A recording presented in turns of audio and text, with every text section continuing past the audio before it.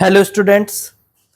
तो बच्चों एनसीईआरटी के जो क्वेश्चन चल रहे थे उनको आगे बढ़ाते हैं। क्वेश्चन नंबर 3 पे पहुंच गए हैं हम।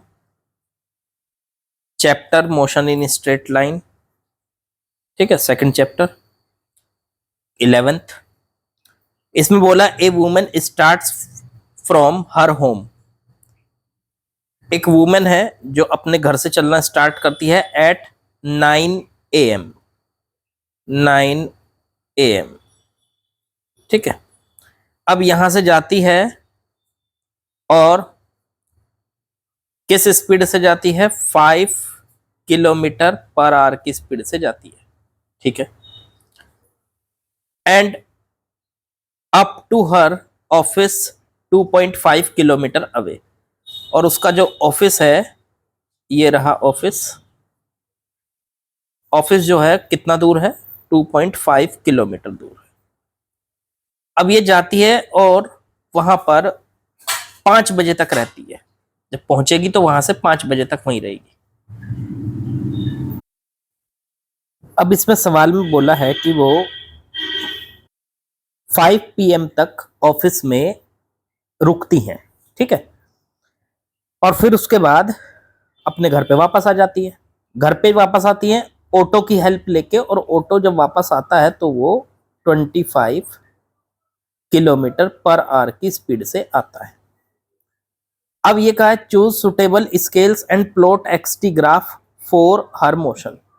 मतलब यहाँ पे एक ग्राफ बनाइए और स्केल को जो यहाँ पे सूट करता हो इस क्वेश्चन के अंदर, उस स्केल के अकॉर्डिंग इसका ग्राफ एक्स और टी का ग्राफ बनाइए। एक्स मतलब उसका डिस्प्लेसमेंट, टी मतलब टाइम।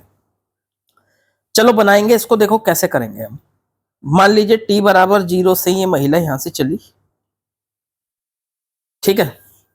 और यहां से समझ लीजिए इनको यहां से यहां तक जाने में जो टाइम लगा है, कितना लगा? 5 km/h की स्पीड से चलती है और 2.5 किलोमीटर दूर है उनका ऑफिस। तो उनको जाने में जो टाइम लगेगा वो है जाने का time T1। Time is equal to होता है डिस्टेंस अपॉन स्पीड, 2.5 किलोमीटर, और स्पीड हो गई आपकी 5 km/h। किलोमीटर से किलोमीटर कट गया, इससे इसको काट लो तो ये आ गया 1/2। आर ऊपर पहुंच गया, आधा घंटा लगेगा मतलब उनको पहुंचने में वहां पे। तो T इज इक्वल टू आ गया 0.5 R, ठीक है। तो ये जाने का टाइम हो गया, इनको यहां से यहां तक पहुंचने का टाइम हो गया बच्चों। तो देखो देखो 9 बजे चली थी वो, तो किस टाइम पहुंच गई होंगी अपने ऑफिस में?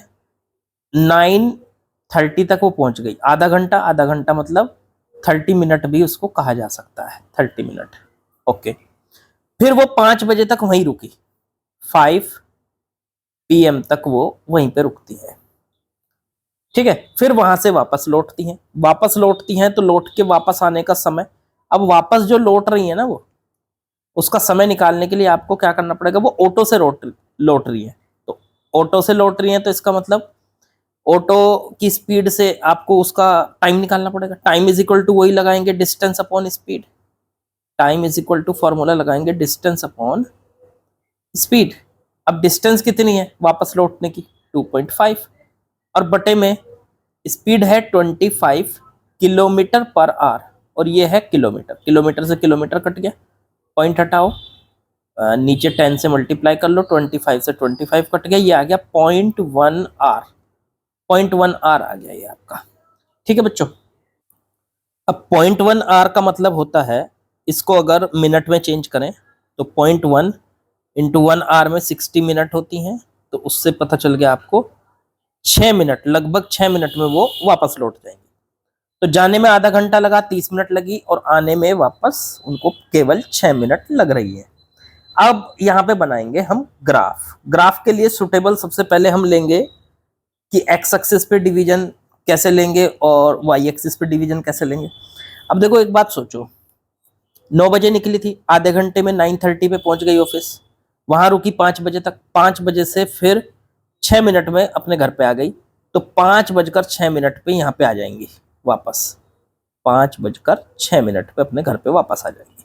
अब इसको ना मैं ग्राफ में बनाने जा रहा हूं। मैं क्या करूंगा, ऐसे समझ लीजिए, इधर एक्स एक्सिस पे और वाई एक्सिस पे अलग अलग डिवीजन बनाऊंगा। ये हो गया हमारा एक्स एक्सिस, ये हो गया वाई एक्सिस। एक्स एक्सिस पे तो मैं टाइम को लेने जा रहा हूँ, देखो एक्स एक्सिस पे मैं टाइम को लेने जा रहा हूँ, और वाई एक्सिस पे मैं लेने जा रहा हूँ डिस्प्लेसमेंट एक्स को लेने जा रहा हूँ। ठीक है, अब मैं यहाँ से टाइम से अगर बनाऊं तो देखो 9 से लेके मुझे 5 तक जाना है, फिर 5 से 5 6 तक जाना है, तो मैं एक एक घंटे का एक डिवीजन बना लेता हूँ। पहला 1 आवर, फिर 2 आवर, फिर 3 आवर, फिर 4 आवर, फिर 5 आवर, फिर 6 आवर, फिर 7 आवर, फिर 8 आवर, फिर 9 आवर एंड सो ऑन। अच्छा, डिस्प्लेसमेंट में बना लेते हैं हम 1 किलोमीटर का बनाए, नहीं, हम बना लेते हैं हाफ किलोमीटर का। जैसे 0.5 किलोमीटर, एक्स को ले लेते हैं किलोमीटर में, और टाइम को ले लेते हैं आवर्स में।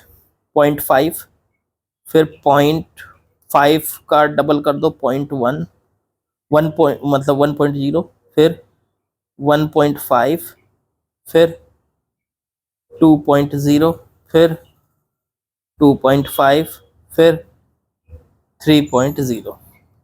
इस तरीके से जो है हम यहाँ पे इसको ले लेते हैं।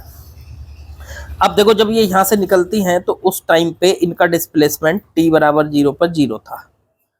तो पहला पॉइंट हो गया ये हमारा। मैं इसका जरा कलर चेंज करके आपको दिखाता हूँ। पहला पॉइंट हमारा ये आ गया, यहाँ पे कलर चेंज कर लेते हैं, 1 मिनट। तो ये आ गया हमारा यहाँ पे पहला पॉइंट। फिर उसके बाद जब यहाँ से आगे बढ़े तो ये 9 AM पे, मतलब यहाँ पे टाइम 0 था, उस टाइम पे हमने इसको ले लिया। ठीक है ना बच्चों।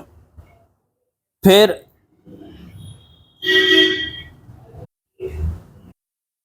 तो टाइम 0 से जब चलती है तो कितने टाइम में, देखो कहाँ पहुंच रही है, आधे घंटे में, मतलब 0.5 आवर में।